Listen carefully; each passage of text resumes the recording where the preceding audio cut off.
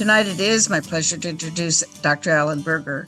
We're continuing our series of workshops on the theme of emotional sobriety. Dr. Berger will speak to our group on the first Monday of each month throughout 2022.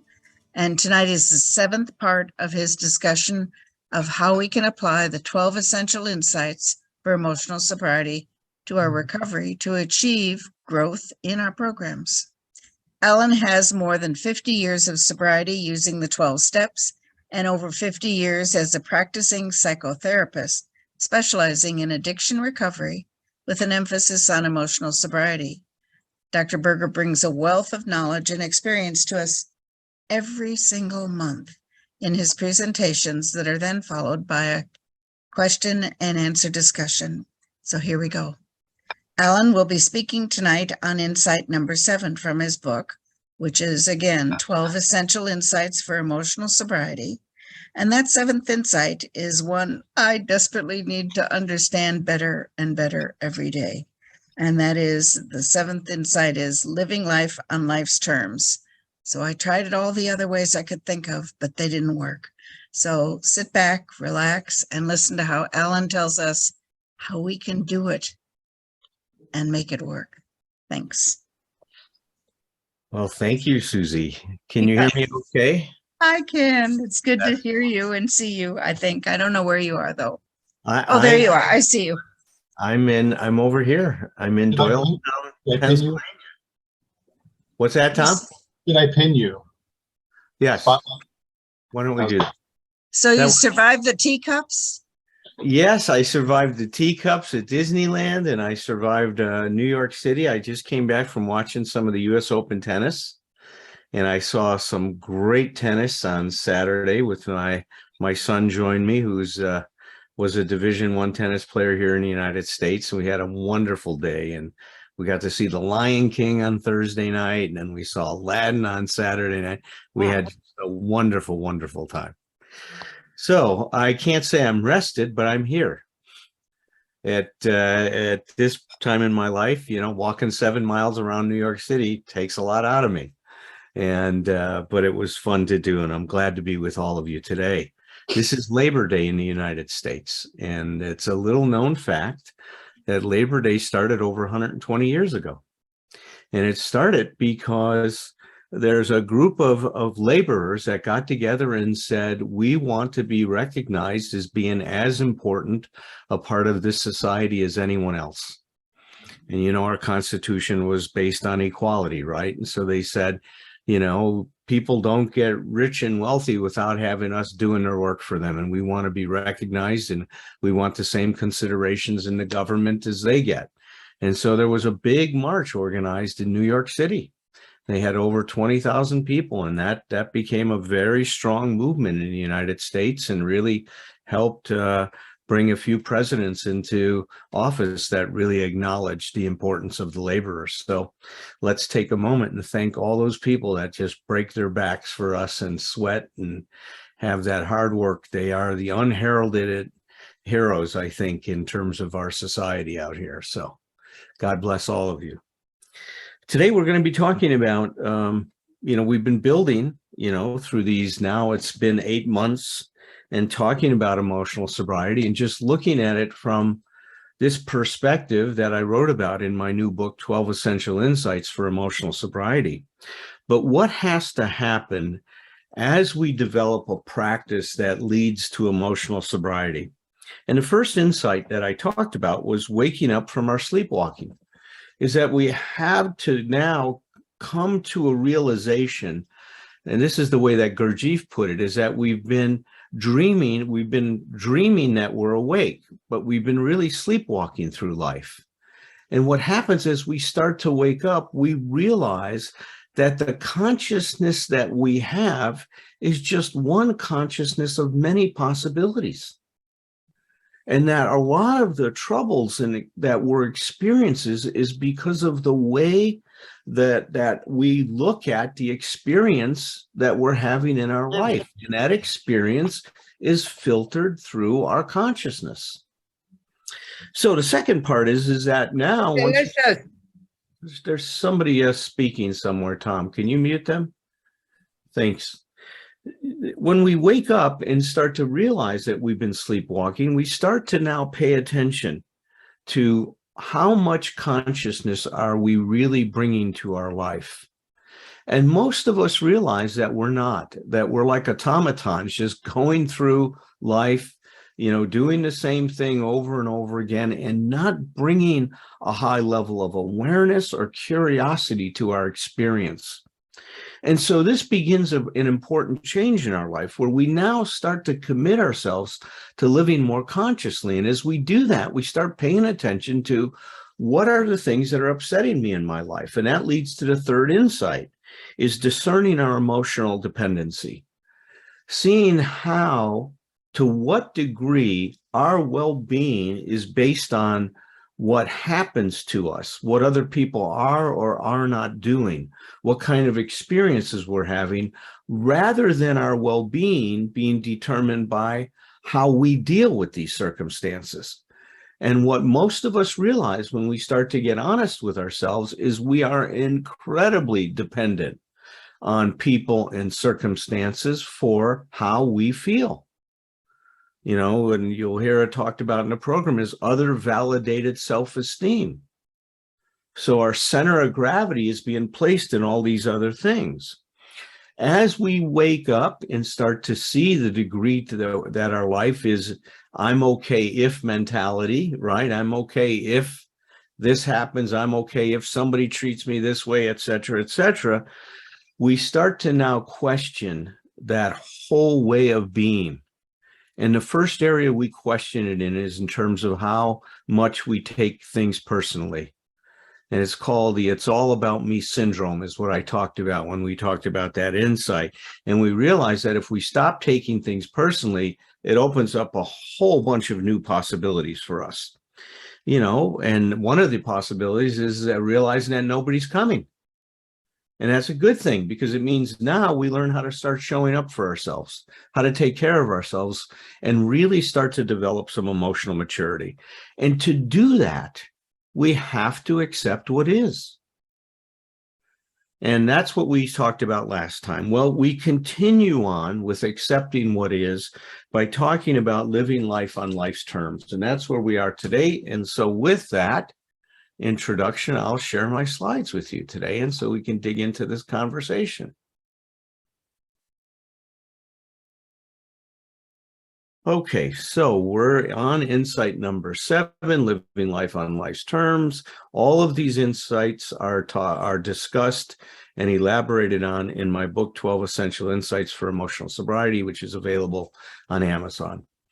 So these first few slides are just kind of a review that I like to do all the time to get us all thinking about things in the same way. I know some of you have been coming on a regular basis, but some of you are just joining us for the first time. So I always like to start by kind of defining what emotional sobriety is. And right now, the way I'm thinking about it is that emotional sobriety is a practice that evolves, right? It changes a consciousness that demands environmental support for our emotional well-being and moves us towards a consciousness that is based on self-support, which creates our emotional freedom. Now, that's going to make a lot more sense as we continue on with today. So emotional sobriety is this practice that evolves. We're going to call it an "I'm okay if" consciousness. And it evolves us to a consciousness that's based on "I'm okay even if." It's a consciousness that is you can think about it as an unshakable foundation to your life. It doesn't mean that at times you're not thrown off balance, because we all are going to have challenges, and we're going to talk about the importance of those today. But it means that we learn how to get to okay even if, based on how we deal with it, rather than depending on the situation be different. This creates a true emotional freedom. This creates a true consciousness of emotional freedom. And that's what emotional sobriety is all right. So in order to transcend our environmental dependence, our need for environmental support, we must become aware of how our behavior is overly determined by the gravitational forces created by what Bill Wilson called almost an absolute dependence and I like to say an absolute emotional dependence. Suddenly, I realized what the matter was. My basic flaw had always been dependence, almost absolute dependence on people or circumstances to supply me with prestige, security, and the like. Failing to get these things according to my perfectionist dreams and specifications, I had fought for them. And when defeat came, so did my depression. So this was Bill's insight into what was causing his depression. He wrote this 1958 Grapevine article, first in 1956, as a letter to someone in California who was struggling with depression and asked, can the steps help? And Bill said, let me share with you what I've figured out about my depression. And this is what he realized. This is his absolute dependence. He called it on people or circumstances to supply him with prestige. We could call that self-esteem, right? That self-esteem, his self-concept, security, meaning that he would be feeling okay, and the like, right? It defined his life, this emotional dependence. When things didn't turn out the way that he wanted to, and he called these based on his perfectionist dreams and specifications, because that's what this does. You're going to see that our emotional dependence creates this image in our mind that's based on an absolute idea on how things are supposed to be. And if things are that way, we're okay. If not, then we're screwed. Then we don't know what to do other than to get upset, throw a pity party, invite all our friends if they'll come, try to serve some nice hors d'oeuvres, but usually nobody shows up. People get frustrated with us when we throw pity parties. Bill fought for them when things didn't go his way. That's one response. Other people are resigned. They just throw in the towel. Some people try to be people pleasers and think if they can please others that it'll all work out. But when Bill fought for him, people didn't go along with him. He felt defeated. He felt deflated. And he became depressed because he didn't know what else to do. Well, emotional sobriety is about learning what else there is to do when things don't go our way. There wasn't a chance of making the outgoing love of St. Francis a workable and joyous way of life until these fatal and almost absolute dependencies were cut away. Because I had over the years undergone a little spiritual development, the absolute quality of these frightful dependencies had never before been so starkly revealed. Reinforced by what grace I could secure in prayer, I found I had to exert every ounce of will and action to cut off these faulty emotional dependencies upon people, upon AA, indeed upon any act or circumstance whatsoever. Then could I be free to love as Francis did. Emotional and instinctual satisfactions I saw were really the extra dividends of having love, offering love, and expressing love appropriate to each relation of life. So this was the formula that Bill discovered. This was the path to his emotional freedom.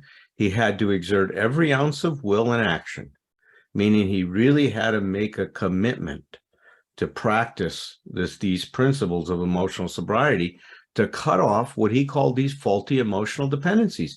You see, these faulty emotional dependencies are based on the big lie. And the big lie is, I'm okay if. And we all have that, as you're going to see. That big lie, permeates all of our existence. And there's a reason for it. And you're going to understand that. Then he goes on to say that he had to cut off these dependencies upon people. We get that. A lot of people are shocked when they hear him say upon AA. Thought, well, my God, my dependency on AA is a good thing. At least I'm dependent on something healthy, unlike being dependent on booze or other drugs. Well, the truth of it is, and Bill was very clear about this in the 12 and 12, that the principles of AA are not to now replace or supplant one dependency with another one. It's to help you grow yourself so you can stand on your own 2 feet. That does not mean that you don't need anyone. It means you take responsibility for what you need in getting your needs met, not depending on other people to do that for you. AA, as he says, if we practice these principles in our daily affairs, and this is kind of a quote from the 12 and 12 in, when he's discussing the 12th step, I think it's at the end of the first or second paragraph. He goes, if we practice these principles in our daily affairs, that we and those about us begin to discover emotional sobriety. That's the purpose of the whole program. After the physical sobriety, everything else is about emotional sobriety. I think Tom will put a link into the videos that we've been doing on the Thursday night emotional sobriety meeting that I've been hosting for a couple years now. And we took over a year going through the 12 steps and talking about how they help us achieve emotional sobriety. Currently, we're going through the steps and talking about how they help us increase or improve our self-esteem, which is a very essential and necessary component of our emotional sobriety. So Bill talks about we have to cut off these things. He says, once we do that, then we have the freedom to love. You can think about it as the freedom to love unconditionally. Then we can give because we want to give, not because we're trying to manipulate someone to do something we want them to do. This is where we can have love, offer love, and express love appropriate to each relation of life, and realize that we don't need to feel the same about everybody in our life. Some people we're going to be closer to than others. It's not a community of what the American poet Robert Bly called the sibling society. Everyone is not the same to us. There's some people we're going to be closer to than others, and that's okay. That's based on who you are. Plainly, I could not avail myself to God's love until I was able to offer it back to Him by loving others as He would have me. And I couldn't possibly do that so long as I was victimized by false dependencies. For my dependencies meant demand, a demand for the possession and control of the people and the conditions surrounding me. While those words absolute dependence may look like a gimmick, they were the ones that helped to trigger my release into my present degree of stability and quietness of mind, qualities which I am now trying to consolidate by offering love to others, regardless of the return to me. If you have a hard time owning that you are demanding and that you make these kind of claims that Bill Wilson is talking about on other people, then I don't think you're being honest with yourself. Every one of us does this. Sometimes we're doing it unconsciously and we're not aware of it consciously, because if we did it consciously and we have such a taboo against us, it means we're not a very nice person. So we play these games with us all this time, just trying to be what we think we should be rather than owning who we really are. No change, no real change can take place until we get honest with ourselves. Self-honesty becomes such an important, part of change. Until we can accept who we are and what we're doing, it becomes, as we've been talking about on Thursday nights recently, this is the prerequisite for change, is this self-acceptance, and accepting that you're demanding and manipulative and you put these claims on other people and you try to possess and control them will be the beginning of letting go of it. You can't jump over this step. You cannot bypass this. And it's a hard one because a lot of us don't want to think of ourselves that way. Of course, I haven't offered you a really new idea, only a gimmick that has started to unhook several of my own hexes at depth. Nowadays, my brain no longer races compulsively in either elation, grandiosity, or depression. I've been given a quiet place in bright sunshine. Well, thank you, Bill Wilson, for such a seminal, piece of literature in our recovery. I call this Bill Wilson's fourth legacy, the legacy he left us on emotional sobriety. And I love that word he uses, started to unhook. Our claims and our demands are our ways of trying to hook people into doing things that we think we need them to do for us to be okay. And emotional sobriety begins with unhooking them from that whole game that we play. Now, I love Ernie Larson's work because he kind of puts emotional sobriety in the context of stage 2 recovery. And he defines stage 2 recovery as learning to deal with the mountain of living. He goes, is what stage 2 recovery is all about, is getting on with life by facing those patterns. Here we're talking about the pattern that is created by our dependency, right? Our emotional dependency, or what I'm going to talk about today is environmental support, the habits that grow from that, and the attitudes that are also based on that control our lives. Freud was, one of his major contributions was the discovery of the power of the unconscious. And he had a line that I think is so apropos to what we're talking about, is that we are being lived by the forces within us. And until we become aware of these things, we're like puppets on strings. As our awareness grows, we're able to cut these strings and now take control of our life. You know, not in control. It's better to say have more influence over our life, because we're really not controlling it. We're just influencing, trying to throw our weight into making better choices for ourselves and trying to operate from the best in us. He goes, so attitudes that control your, which for perhaps the first time in your life, you are clear-headed and sober or emotionally sound enough to face. Well, that's what this is all about today. So, as I said, we are now on emotional sobriety, or emotional sobriety insight number 7. Now, remember, it's been dependent on all of the other ones, and this one is living life on life's terms. Well, this is Don Miguel Ruiz. He's the author of The 4 Agreements. If you don't have that book and you haven't read it, I think it's a very important piece of emotional sobriety literature. In that book, he talks about our domestication. What he's talking about is what happens in our development, in our emotional development through life. I think, you know, other people, other philosophers and psychologists has talked about it as our conditioning.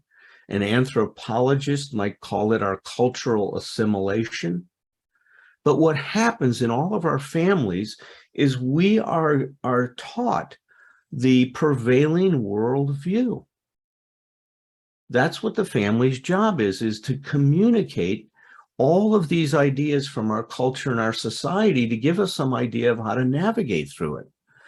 Well, these ideas that we get set us up to expect that life should conform to our expectations, that it's all about us. That's the theme that seems to stand out and what really gets us all in a lot of trouble in life. He calls it the idea of our personal importance. He goes, personal importance, or taking things personally, is the maximum expression of selfishness because we make the assumption that everything is about me.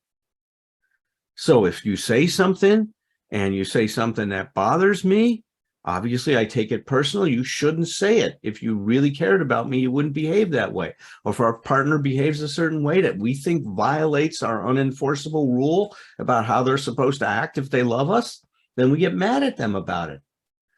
And we try to get them to do what we think we need them to do for us to be okay. Or if a situation doesn't happen, if we're not treated a certain way, you know, in a grocery store, or while we're having some other transaction out in society, we get upset and outraged about it. That becomes a serious issue for all of us. Now, I'm beginning to believe that our development is delayed. That's what is causing this "it's all about me" syndrome. We haven't progressed beyond the "it's all about me" stage of our personal development. This is a normal stage of development. Everybody goes through it. Some psychologists call it the narcissistic stage of development. If you are around a 2-year-old, everything is about that 2-year-old. If you're around a 3-year-old, everything is about them. A 4-year-old, it's all about them. They see the world is there to meet their needs. Now, that shouldn't be a big surprise to us. You've got to remember that when we came into existence in this world, everything was given to us. Everything was taken care of for us. Our mother provided us with oxygen, with nourishment. She provided us with 24-hour security. I mean, she was there attending to all of our needs. We didn't have to do anything to support ourselves. And that happened for the first 9 months of our life. When we're born, we take the first step physically towards self-support, which is we start to learn to breathe, right? We have to take a breath. Once that umbilical cord is cut, now my life is depending on my participation. I have to inhale and exhale. I have to take oxygen in and blow off that carbon dioxide, right? That's my job. I have to do that because my body is dependent on that oxygenation in order to continue to exist. Now, mother provides me with nourishment, but I have to participate in taking the nourishment. It's no longer given to me through the umbilical cord. I have to swallow. So now, first two things that are starting to happen in our life is our participation to learn how to be self-supporting. That's instinctual. That happens automatically for you. That is wired into your biology. The problem is the emotional ability to support yourself is not. It is something that has to be acquired, even though there's a force in you that will move you in that direction, but it is not instinctual like that. It's not like we just breathe because our nervous system is wired to make us breathe.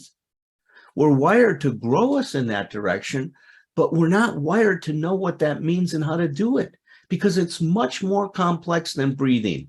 It's much more complex than walking. It's much more complex than eating.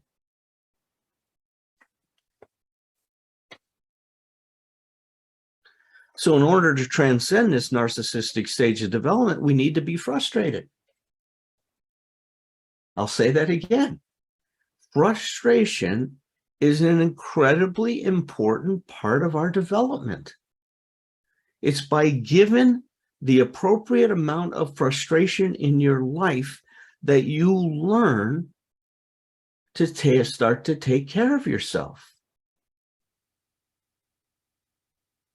Now, the trend in America, at least, is to give children everything they want. It's ridiculous.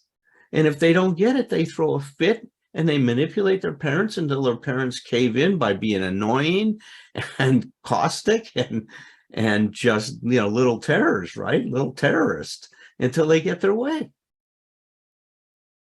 Well, I'll never forget, I was in Denmark. My mentor was Dr. Kempler, and he was a pioneer in family therapy, and I was being trained by him, and I was part of his international training staff, and I'd go to Denmark once a year, and I'd spend a month there training the Danish therapist on how to do this, what's called Gestalt experiential family therapy. And I'll never forget, my little girl, my daughter Maddie, was there, and Walt had his legs up between two chairs, and Maddie wanted to go through. And Maddie comes up and says, "Move your legs." He goes, "No." She goes, "Move your legs." He goes, "No. You can do something else to get around. You don't have to go through me." He wouldn't give in to her little narcissistic demand that she could do whatever she wanted and everybody was going to cooperate with her. At the time, it made me stop and think, my God, how many times do we give in to that? How many times do we reinforce that attitude because we think it's so cute how they're behaving, and we don't realize is that we're creating monsters? It's unbelievable. Cute can turn into monster. Trust me, it does happen. It does happen.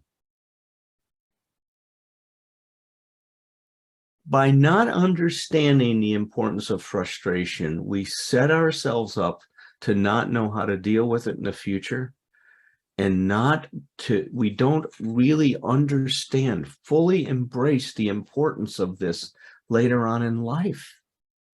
So we keep on going through life thinking everybody's going to move their legs for us. And when it doesn't happen, we don't know what to do with it because we don't understand the importance of meeting that frustration and figuring out how to take care of ourselves in a way that's not dependent on somebody going along with our demand.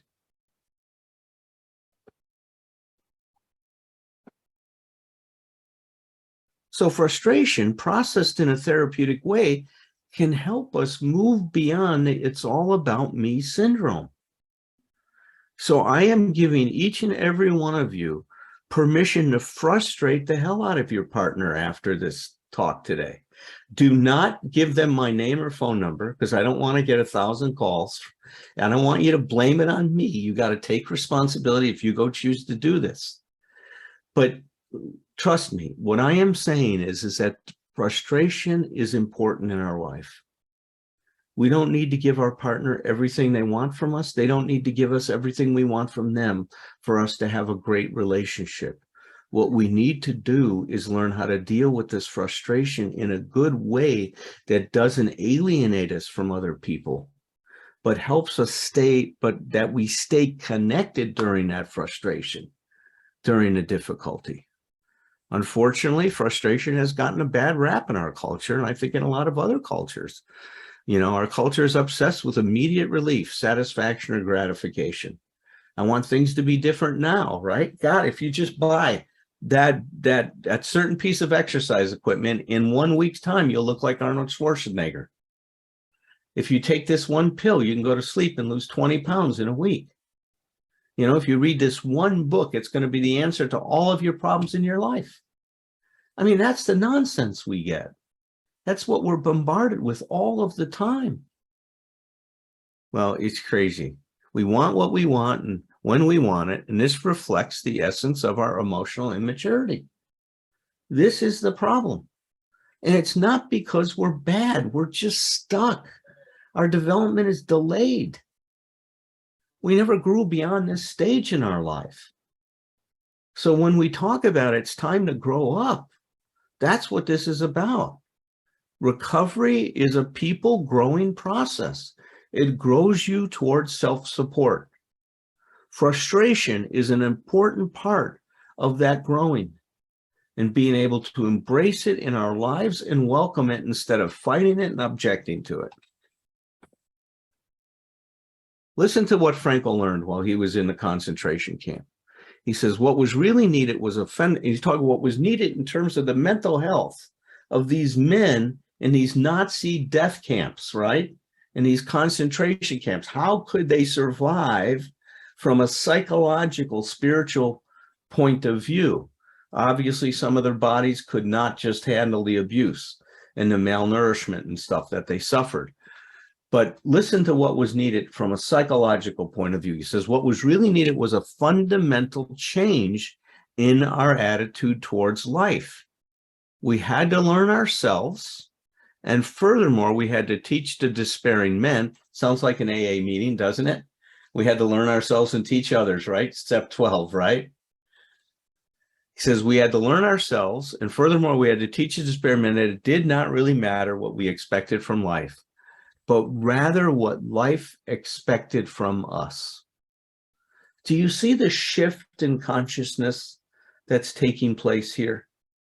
Right, is going from putting our expectation that life should conform to our ideas to, no, my job is to find the best response to whatever task, whatever experience my life is setting in front of me or that I've created in my life. It did not matter what we expected from life, but rather what life expected from us. We needed to stop asking about the meaning of life and instead to think of ourselves as those who were being questioned by life daily and hourly. Our answer must consist not in talk and meditation, but in right action and in right conduct. My God, isn't that the message that we get in recovery? Right action and right conduct. Life ultimately means taking the responsibility to find the right answer to the challenges and frustrations that we're being given, and to fulfill the task which it constantly sets for each individual. That's what Frankl discovered. I call that emotional sobriety. And look, he was discovering this right around the same time that Bill was looking at this stuff in his own life. You see, that when there's a real truth many people start talking about it from their different perspectives. You know, if you've been around me at any time, you hear me talk about all these master psychotherapists that are talking about the same thing.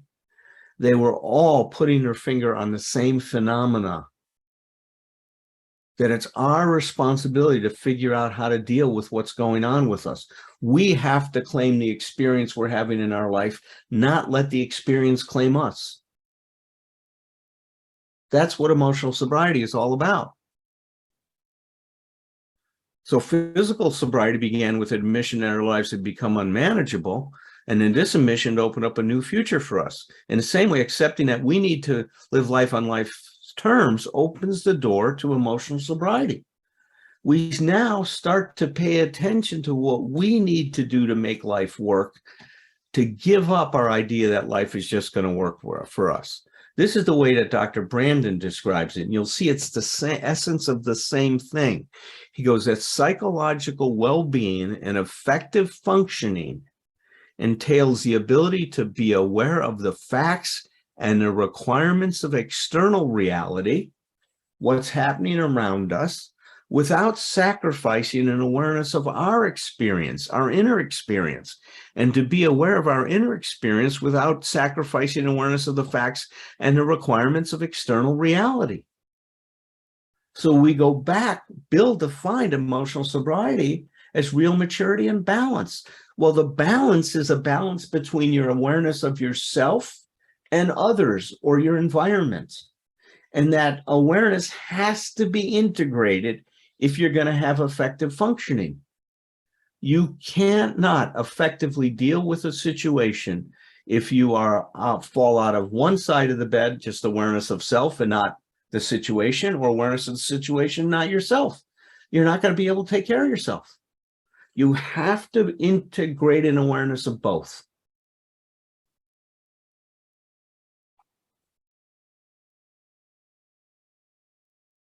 This is the way Fritz Perls describes it. He goes, when the individual attempts to live according to preconceived ideas of what the world should be like, he brackets off his own feelings and needs. He also loses, in my opinion, the ability to cope with the situation. He goes, the result of this alienation from one's senses is the blocking off of his potential to learn how to cope and to deal with situations differently, and the distortion of his perspective. The distortion being that everything should be conformed, that life should conform to my expectations.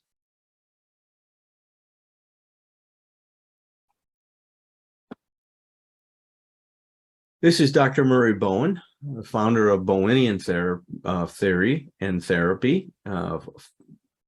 Dr. Bowen was a pioneer in family therapy. Dr. Michael Kerr was his foremost student.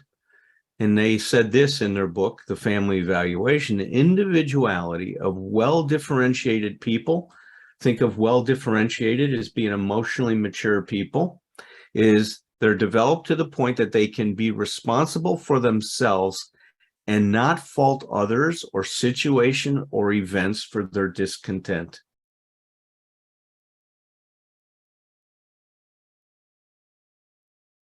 Well-differentiated people are developed to the point that they can be responsible for themselves and not fault others or situations or events, I added that, for their own discontent. That's freedom. That's emotional freedom. That's a consciousness of emotional freedom. That's emotional sobriety. So emotional sobriety is all about learning to cope with life as it is, not as we'd like it to be or as it's supposed to be or should be, but to figure out how to deal with it as it is. And that's a challenge, right? But in order to mature and learn how to better cope, we need to be aligned with what is happening, aligned with the reality of the situation, not fighting it, not objecting to it or denying it. If you're denying the reality of the situation you're in, you're not going to be able to make any changes. If you're fighting it and not, or objecting to it, you're not accepting it. Acceptance is the prerequisite for change. And yet there are so many forces in us that we don't want to accept things as they are, because of what it means to us. And I'm a big advocate of this, is that you make change by understanding your resistance to the change, not by just trying to make the change. In my book, I give you a lot of open-ended questions where you can start exploring these things. So I'd encourage you to do that. And in fact, on Thursday nights, there's an emotional sobriety study group. Tom Potash is doing a book study with my book and going through relating the book to my book to the big book, and also going into some of these incomplete sentences and working with them. And Tom will post, if you want to join that study group, how you can do so. So if we accept the situation we are in and we let the situation inform our actions, then we learn to cope with life. This is how we mature. So if you're frustrated, it's a good thing. Welcome frustration in your life. Don't avoid it. Let yourself experience it. It's an important part of our development, as I'm telling you guys today. Without radical acceptance of what is, there can be no maturity. We will not be able to transcend our dependency on our environment for support. But as I deal with my frustration, like let's say I tell my 4-year-old, no, I'm not going to do that. I'm not going to give in to that. I'm not going to do that. Well, it varies between a few minutes to maybe 10 minutes. She's going to have a total protest. She's going to break down. She's going to cry. She's going to tell me I'm the worst dad in the world, which at that moment I probably am, that she hates me, that she wishes I wasn't her father. She may be so frustrated, she wants to come and kick me. And I, of course, will not let that happen. I say, I know you're frustrated, but it's not okay for you to kick me. But I just let her have her frustration. I don't tell her she shouldn't feel that way. I just let her be frustrated. And if I stay with her and I learn how to calm myself down while she's frustrated, and this is the big challenge when someone's upset, is to stay connected to them and calm yourself. If I do that, it's miraculous. In a few minutes, I don't know, it's because she picks up the energy that I'm sending out or whatever, but she begins to soothe herself and she becomes okay with things not being her way. That's the formula. If you're a parent, frustrate your kids often, please. But don't tell them that I told you to do this, because then when they get old, they're going to expect me to pay for their psychotherapy bills, and I won't have the money to do that. But they may not need psychotherapy. If you do that enough, the great thing is they learn how to take care of themselves, and they won't even need to do it, because they won't be so frustrated, or they won't be so discouraged. They'll be frustrated, but they'll know how to deal with that frustration, and it won't be a terrible thing. It'll just be a thing.